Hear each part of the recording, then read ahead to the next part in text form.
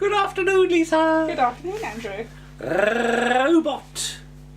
Doctor Who and the Not Very Giant Robot. Yes, we've dug the DVD out so we can take photos later. Yes, of course we have the Blu-ray. We do. We also have the DVD. Mm-hmm. And we have the book. And the video at one point. I'm sure Doesn't we we've do. got the video anymore, But Doctor Who has changed again. he has. And this is the first time I ever saw it happen. Oh, right, okay. So I was just thinking that Mm. I don't recall being sort of shocked or horrified in any way that Doctor Okay. Who had changed. Mm-hmm. And I'm trying to think why. Mm.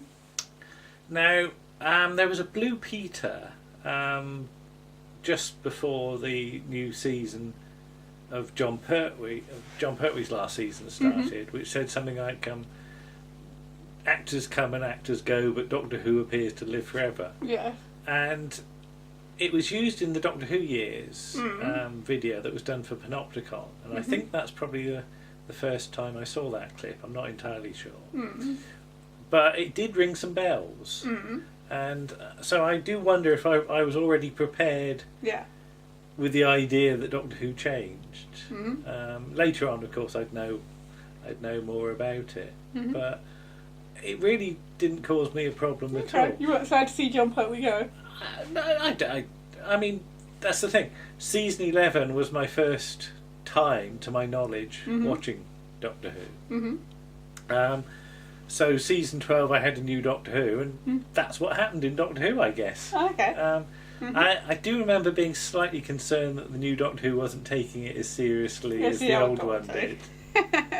And weirdly, it's not so much within the programme, it's like appearances on things like sort of Disney Time, where he's doing all that nonsense being Donald Duck and stuff. Okay, And yeah. I do remember thinking Doctor Who shouldn't be silly. And I was age 6 at this point. Oh, God.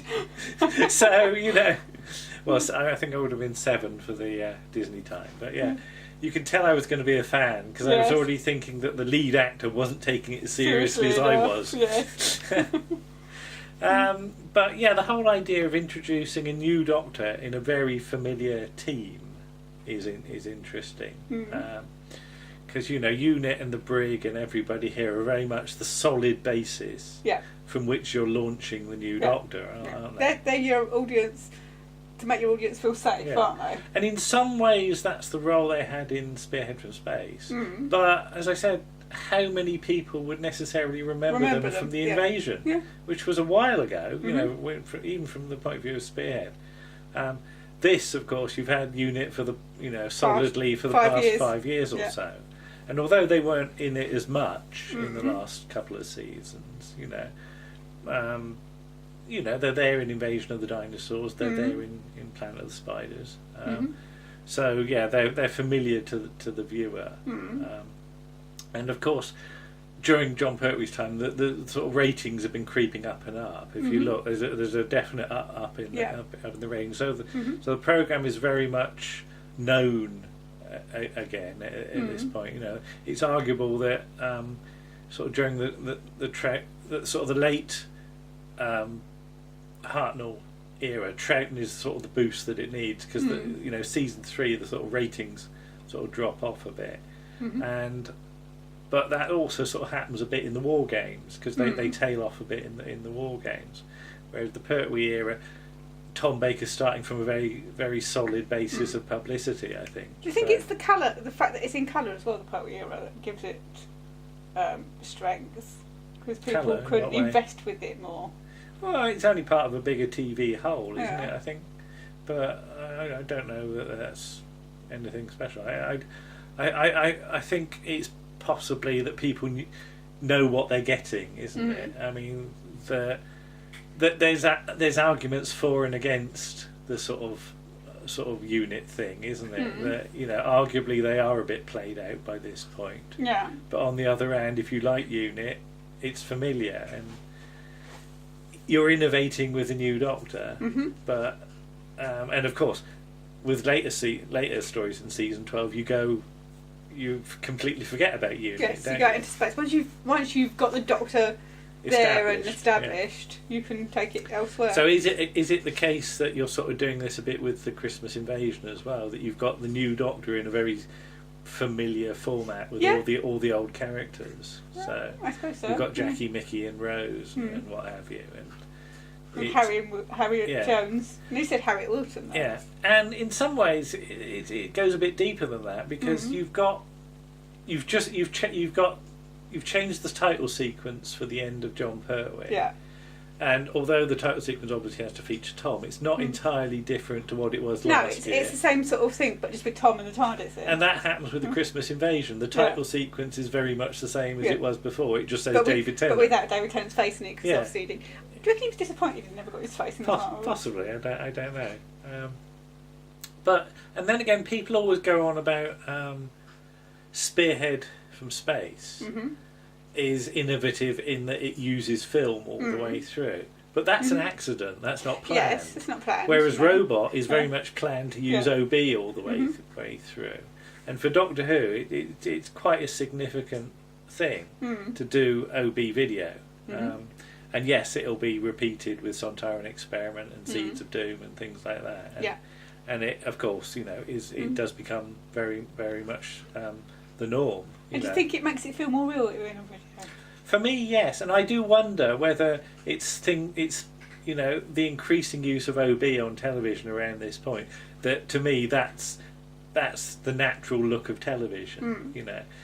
People born being sort of later are more used to the film effect that is applied. Because Doctor Who is still recorded essentially on video, digital video, but with effects added afterwards to make it look like film.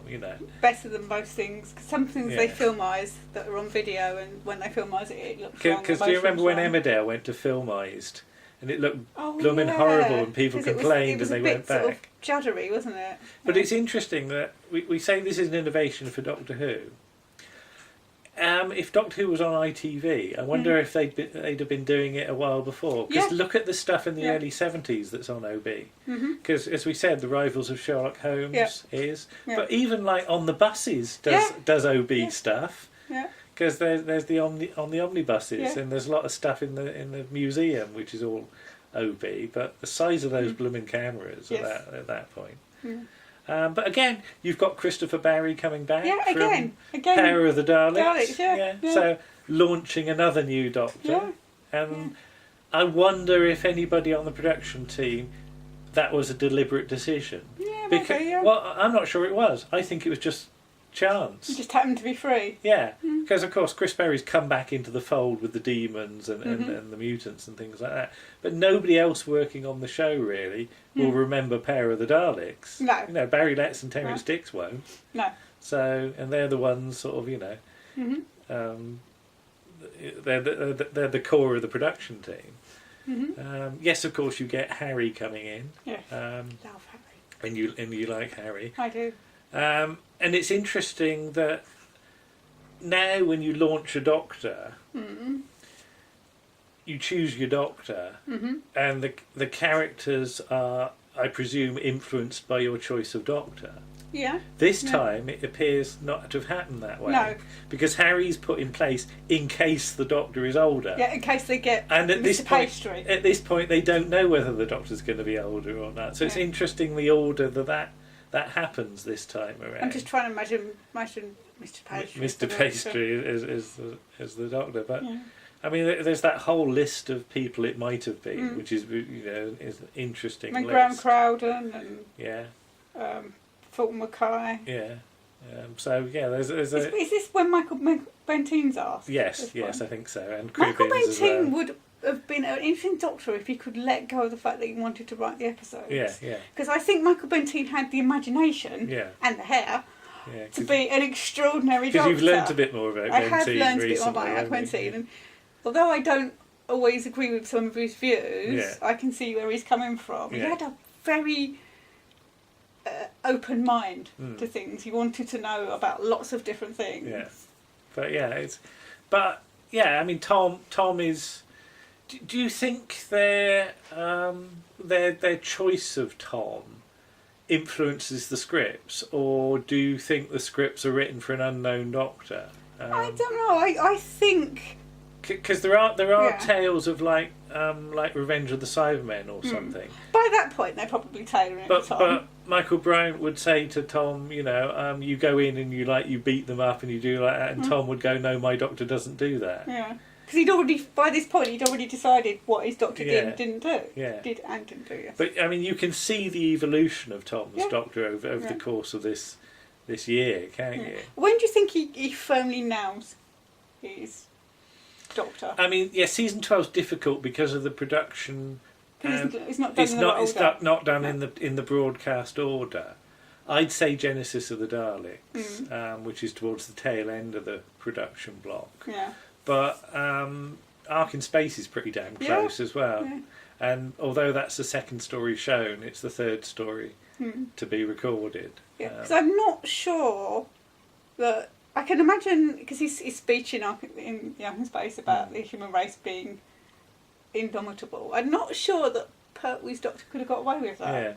Yeah. You know, because we've said this before, can you imagine sort of John Pertwee stood in the Ark in Space in sort of purple frills and things like that doing that speech? Not necessarily. No. Yeah. And he'd be karate chopping the women. But it's interesting how your choice of doctor influences your stories. Even the spin you do on a scene, that you can give a scene to one actor playing the doctor and it sounds different. Yeah, because people have done this, haven't they? There are lots of videos of people giving past doctors, present doctors. Like it's mostly Matt Smith episodes. Yeah, Colin's done the speech. That doesn't really work from the reams of Akaheen. Yeah. You know, because it's Take very, it all, baby. It's very tailored to the way Matt Smith delivers his lines. Yeah. But there's also the Pandorica speech, and they got Sylvester to do that, and he did it really well. Yeah. It's completely different, obviously, but he delivers it in his way, and it works. Yeah. That's a very doctorish piece of dialogue. Yeah. I just find that interesting that you can, if you had somebody else playing the Doctor in this part one, one of that many list, if you just gave them the same script, would they do it? How different would it be? Would it be? It would be different because obviously each actor brings a different take on it, don't they? So. But things like the skipping scene, for example. Well, you wouldn't get that with any other actor. Yeah. That's a very Tom thing, isn't it? Because it's very. No, I can't imagine any of those others. Actually, no, I could imagine Michael Bentine doing it. Yeah, yeah. None of the others. Yeah, but certainly not Mr. Maybe Jim Dale. Possibly Jim Dale, yeah. But I think that's an interesting exercise with this one. You just, because we know the list, and because it's the first episode recorded, just imagine other people just doing some of those scenes. I think that's an interesting little exercise. Yeah. And you know, later on, sort of in the 80s, there's not many alternatives up for the Doctor. No. When J&T takes over, it becomes much more specific, especially with Peter and Colin. Well, he casts Peter because he's worked with Peter on All Creatures Great and Small, and Colin he cast because he made him But with Tom, it was absolutely wide open. Yeah, it was. That's the thing. And the fact that Tom only gets the job because was it Bill Slater's wife had seen him in something and said you should see him, he's really good. Yeah.